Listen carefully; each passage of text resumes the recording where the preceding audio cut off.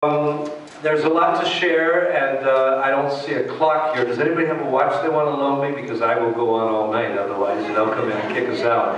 But I don't have a watch anymore. I use my cell phone, but it's broken, so I don't even have that. So here comes something. Gosh, I have to put my glasses on to see that. Thank you. I always begin with some scripture, and I want to do that tonight. I'm going to read the first 5 verses from Psalm 99. And this is the subtitle. The first sentence here is the subtitle of my new novel that you just heard about, The Millennium the Lord Reigns, a little bit about. And I'm going to talk a little bit about the millennium in a few minutes before I get into what's going on in Israel and some other things happening. But there's a number of songs that begin with that phrase, the Lord reigns. Psalm 97, for instance, the Lord reigns, let the earth rejoice.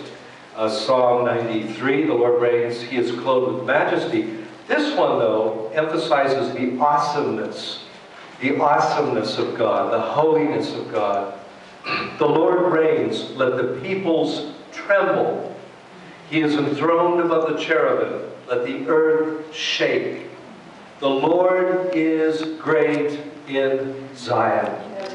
Zion, the place I call home now for 30 years, Jerusalem. And he is exalted above all the peoples. Let them praise your great and awesome name. Kadosh Hu in Hebrew, holy is he. The strength of the king, he's a king. He loves justice, he's a just king. You have established equity. You have executed justice and righteousness in Jacob. Exalt the Lord our God and worship at his footstool. Holy is he.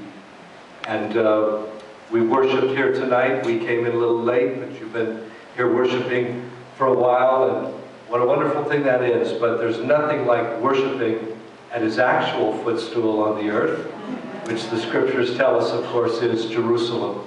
And when I moved there in the early 80s, after being in Lebanon, when you were over there, I was still up in South Lebanon, living in Kiryat Shmona in the north. But in /84, I moved to the city of Jerusalem, and there was worship going on. But now there are 3 full-time, 24/7 prayer and worship ministries in the city. 3 of them. In those days, there were a lot of Christians coming to on tour and whatever, but nothing like's happening now, where we have from 1980 on the annual Christian Feast of Tabernacles celebration. 7 days of almost non-stop worship, and then so many other things going on. Christian Friends of Israel with the conference, and Bridges for Peace, and all these other groups. So it's becoming more and more a city of praise, a center of praise. And it's a wonderful place to live, but it's also a very difficult place to live.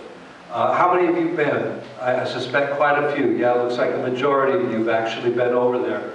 And you might have picked that up, although if you go over, as a tourist or just for a short period of time, sometimes it doesn't come through as much. But it's, of course, a city of great struggle. It's a city that is unique in so many ways, but one is that there is no other place that the UN recognizes as the center of 3 different faiths.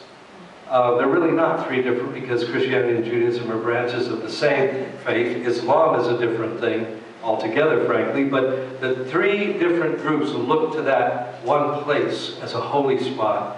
It's a city of a lot of contention, and of course today we had this Muslim march, the aim being to get Israel out of Jerusalem, wrest it back under Islamic control, as it was for 1,000 years, apart from the brief period of the Crusades, under Islamic control. And of course they're demanding that that be returned. It's a city where your sleep is interrupted at 4 in the morning by mosque minaret calls proclaiming that another God is God. Allahu Akbar, that the moon god Allah from Arabia is the true God, being proclaimed all over the city. So it's a city of great strife. And when I go back, one of my first actions is to testify in court, because I was there in October when I was there.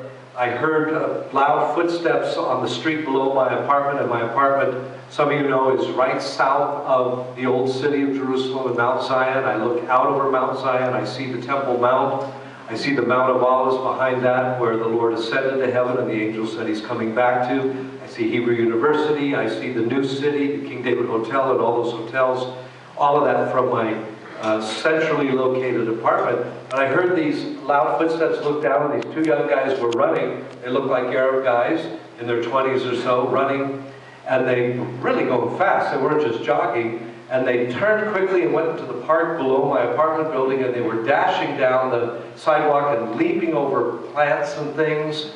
And then I saw them jump down a 6-foot drop. I've been down there, so I know what it is. These guys were fleeing. Well, around the corner, about a minute later, came a guy with a pistol on his belt, and it was an Israeli security guy, an undercover cop. And I shouted out in Hebrew and pointed and said they'd gone over there. And he just nodded and went after them. He later came up and found me. He was shouting for me from below. He needed my testimony. He said that he found the guys. They claimed they'd been down there for several hours. Well, he was chasing them because they had kicked in a door in an apartment building. They were, planning to steal things in there. Turns out they're probably the same guys that did that in my building twice earlier in the year, and several other buildings in the area. And my testimony is crucial. They weren't down there. They were being chased by this guy. But when he came up and took my testimony, he said, I wouldn't have had any idea where they'd gone if you hadn't told me.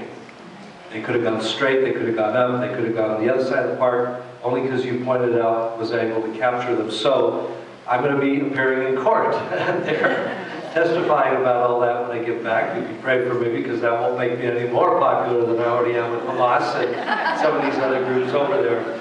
But the Lord spoke to me that time. I was praying about selling my place and had a lot of emotion about that, because I'm getting older, I'm not an Israeli citizen, and I won't be able to retire in Israel. And I had a very good offer, which I didn't take in the end. But I was saying to the Lord earlier that morning, am I still a watchman on the walls? Well, after the cop left, the Lord said to me, yeah, you're still a watchman right here on the walls. But last year was very dramatic for me personally. It began in January with the passing of my father.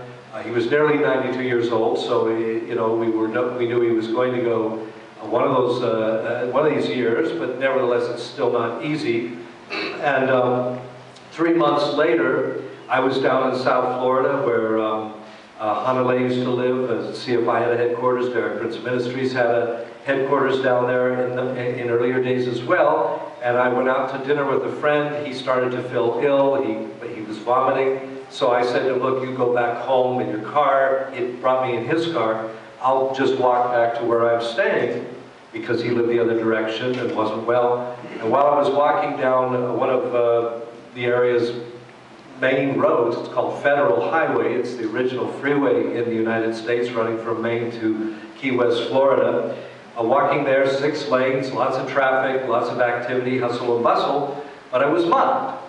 And 3 young guys jumped out from a car and came running at me from behind and knocked me from the back and sent me flying through the air, and I landed right here and cut open an artery as well as a deep gash and was knocked unconscious. And the medics who rescued me said I had about 5 minutes to live. I had lost that much blood. And I was just about 6 chapters shy of finishing my new novel, so that wouldn't have gotten done, obviously, if I had bit the dust. And it was a year ago, April. It was actually the weekend of Easter, but I don't use that name. Some of you know that comes from a pagan god. It's Resurrection Sunday during Passover week, Pesach week, the Saturday evening before this happened. And they took me down to Broward Hospital and patched me up and did all sorts of tests to see if I cracked anything inside or whatever. It was a pretty strong blow that I took, and told me that I'd cut this artery and that I had lost a lot of blood. Sunday morning, Resurrection Sunday morning, I walked back to my place. Why did I do that? Because they took all my money. They took my cell phone. Who knows any numbers without a cell phone, meaning I don't have anybody's number right now since it's not working. and my keys and whatever, and I was walking in the shirt that I was mugged in. It was covered with blood, and I was just praying that one of the local Fort Lauderdale policemen wouldn't see me and think some crazy Christian's out on Easter Sunday morning and would catch up on his shirt, you know, thinking he's Jesus or something. But that didn't happen. But the Lord really resurrected me. I can tell you, on the way back to the place, shouldn't have been out walking really back. I lost so much blood or whatever.